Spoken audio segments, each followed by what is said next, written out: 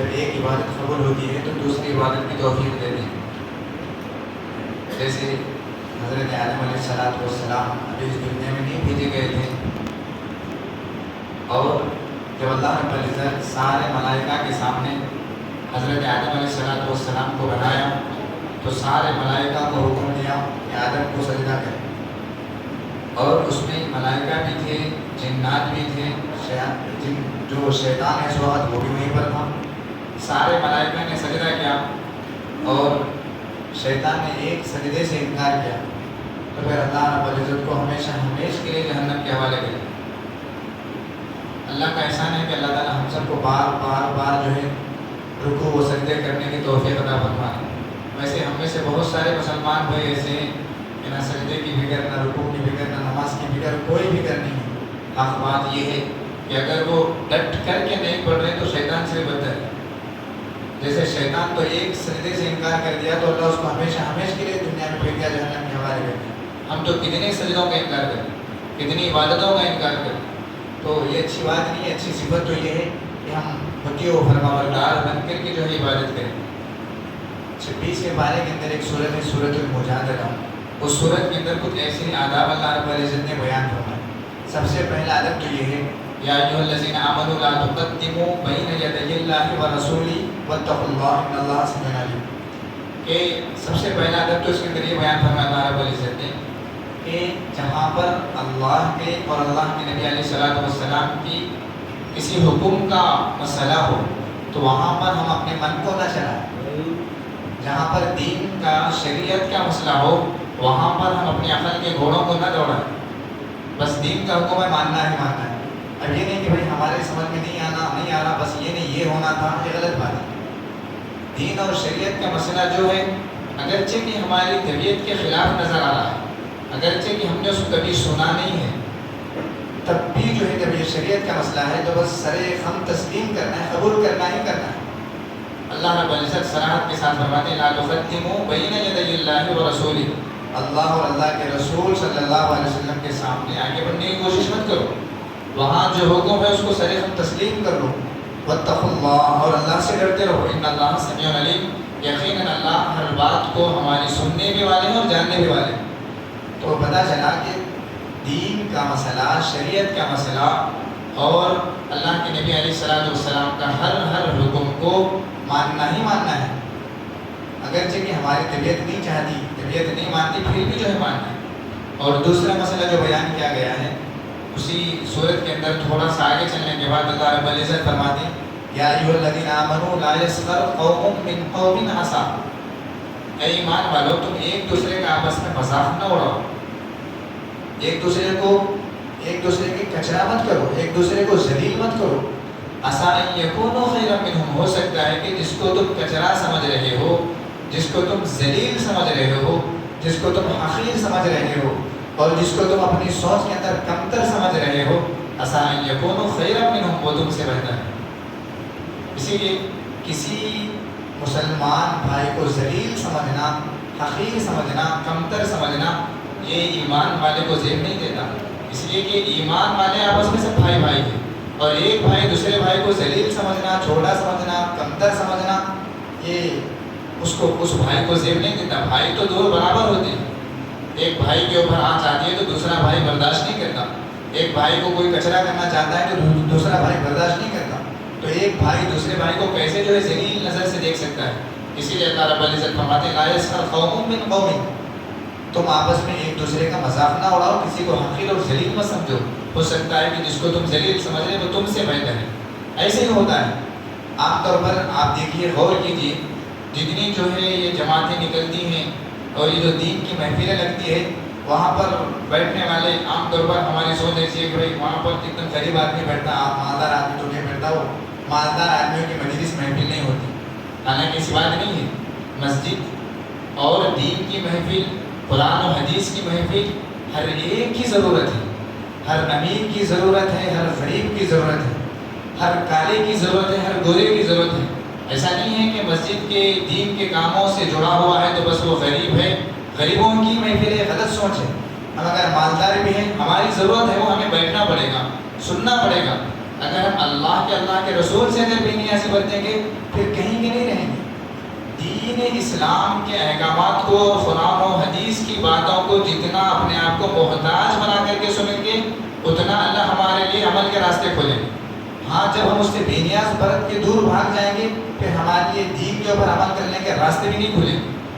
اسی لیے فرمایا گیا کہ اپنے آپ کو کسی کو ذلیل اور کسی کو حقیر ہرگز نہیں سمجھنا۔ اور تھوڑا سا آگے بڑھنے کے بعد اللہ رب العزت فرماتے ہیں لا تنابزوا بالالقاب، کہ تم آپس میں ایک دوسرے کو برے القاب سے بھی مت پکارو۔ دیکھیے یہ مسائل بہت بھیانک ہیں، حرام سے تعلق رکھنے والے ہیں۔ اگر ہم کسی کا دل دکھاتے ہیں، کسی کو برے لقب سے پکارتے ہیں اور اس کا دل ٹوٹ جاتا ہے تو آپ نے بہت برا کام کیا، حرام کام کیا۔ اور کسی کا مذاق اڑاتے ہیں، کسی کو حقیر اور ذلیل سمجھتے ہیں اور اس کا دل ٹوٹ جاتا ہے، پھر آپ نے بہت بڑا کام کیا، بہت برا کام کیا اور بڑا حرام کام کیا۔ اس لیے کہ انسان کے دل کی جو اہمیت ہے اللہ رب العزت کے پاس اپنے کعبۃ اللہ سے بھی بڑھ کر کے، کعبۃ اللہ کی اتنی اہمیت نہیں ہے اللہ کے پاس جتنے انسان کی دل کی اہمیت ہے۔ ہم گویا کہ کسی انسان کے دل کو توڑنا گویا کہ اللہ رب العزت سے جنگ کرنے کے لیے تیار ہو جانا ہے، اللہ رب العزت سے جنگ کرنے کا اعلان کرنا ہے۔ اب جو اللہ رب العزت سے جنگ کرنے کا اعلان کرے، جب ان سے مقابلہ کرنے کے لیے اگر کوئی کرے تو پھر آپ سوچیں کہاں کرے گا۔ اسی لیے دو باتیں، سب سے پہلی بات یہ بتائی گئی کہ کسی کا مذاق نہیں اڑانا، پھر دوسری بات یہ بتائی گئی کہ کسی کو برے القاب سے مت پکارنا۔ بیس الاسم الفسوق بعد الایمان، یہ بہت بڑا گناہ ہے، بہت بڑا گناہ ہے، انتہائی سنگین گناہ ہے۔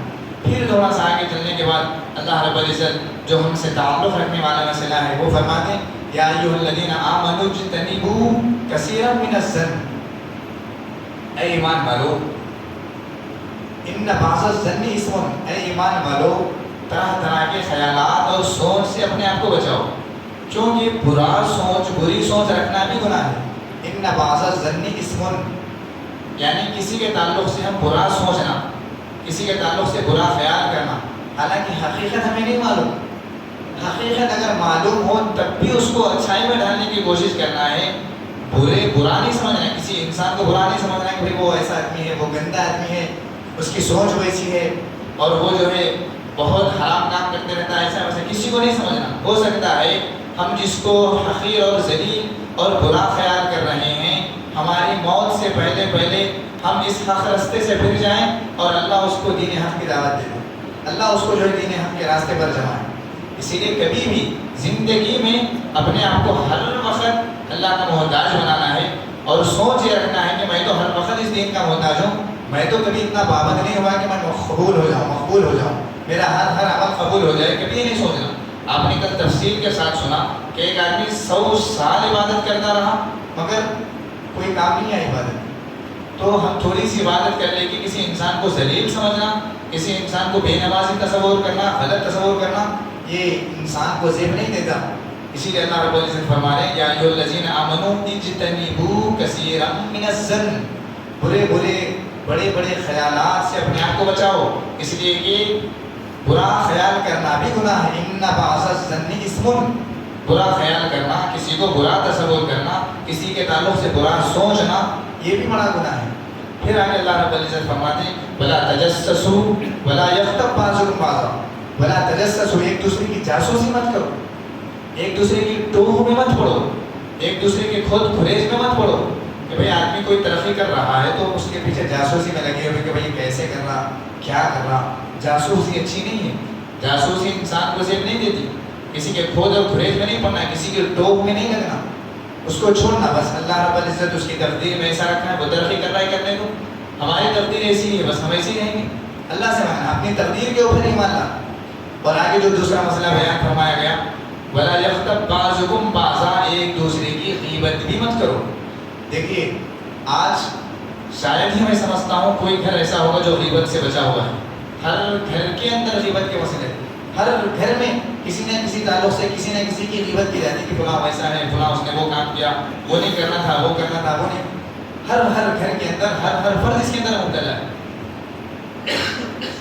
اور غیبت کسے کہتے ہیں؟ غیبت کہتے ہی اس بات کو ہے کہ اگر آپ اس کے سامنے وہ بات کہیں تو اس کو تکلیف ہو جائے، حالانکہ وہ چیز اس کے اندر ہے، وہ برائی اس کے اندر ہے، وہ برائی اس نے انجام دیا ہے، آپ پھر بھی اگر آپ دوسرے کے سامنے اس کے تعلق سے بول رہے ہیں، پھر اگر اس کو بات معلوم ہو جائے کہ فلاں نے میرے تعلق سے اس کے سامنے یہ بات بیان کی ہے، اگر اس کو تکلیف ہوتی ہے تو وہ غیبت ہے۔ ہاں یاد رکھیے، اگر کسی کے اندر ہم برائی دیکھیں تو ہماری عادت یہ ہونا ہے کہ ہم اسی کے سامنے بول دیں کہ بھائی آپ کے اندر یہ برائی ہے، آپ کے اندر یہ کمی ہے، اس کو دور کیجیے، یہ ثواب ہے، اس لیے کہ آپ نے اس کے ساتھ خیر خواہی کی ہے، آپ نے اس کی رہنمائی کی ہے۔ اور اگر آپ اس کو بتانے کے بجائے، اس کی کمی اس کو بتانے کے بجائے پھر آپ دوسروں کے سامنے بیان کریں تو پھر حرام ہے، گناہ ہے۔ اللہ رب العزت صراحت کے ساتھ قرآن مجید کے اندر فرماتے ہیں غیبت ہے کیا چیز؟ اللہ فرماتے ہیں سنیے، لا یغتب بعضکم بعضا ایحب احدکم ان یأکل لحما میت اخیہ، کیا تم میں سے کوئی چاہتا ہے کہ اپنے مردار بھائی کا گوشت کھائے؟ پہلے تصور کیجئے، مردار کا گوشت کھانا کون کھائے گا؟ مردار کا گوشت، اور وہ مردار بھی عام مردار نہیں ہے، مردار بھی کون ہے؟ آپ کا بھائی مردار ہے۔ ہمارے گھر میں اگر ہمارا بھائی مردار ہے، اس کی لاش ہے، وہ میت ہے، اس کے گوشت کو نوچ کر کے کھائے، کبھی ہوتا ہے ایسا؟ ہرگز نہیں ہوتا۔ غیبت کرنے والا گویا کہ یہی کر رہا ہے۔ اللہ رب العزت صراحت کے ساتھ فرما رہے ہیں ایحب، کیا تم میں سے کوئی چاہتا ہے کہ وہ اپنے بھائی، اپنے مردار بھائی کا گوشت کھائے؟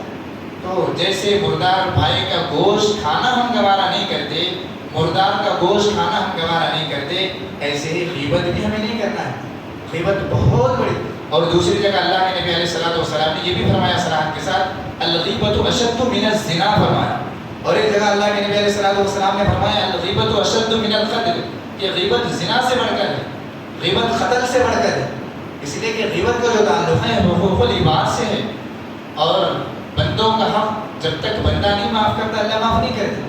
تو اسی لیے جاسوسی سے اپنے آپ کو بچانا ہے، کسی کو برے القاب سے پکارنے سے اپنے آپ کو بچانا ہے، کسی کا مذاق اڑانے سے اپنے آپ کو بچانا ہے، کسی کے تعلق سے برا سوچنا، برا خیال کرنا، اس سے بھی اپنے آپ کو بچانا ہے۔ اور جاسوسی کرنے سے، کسی کی غیبت کرنے سے، یہ 5-6 گناہ جو ہمارے سامنے بیان ہوئے ہیں کہ پورے کے پورے حرام ہیں، ان میں سے اپنے آپ کو بچانا بے حد ضروری ہے۔ اللہ تعالیٰ سے دعا ہے کہ اللہ تعالیٰ ہم سب کو ان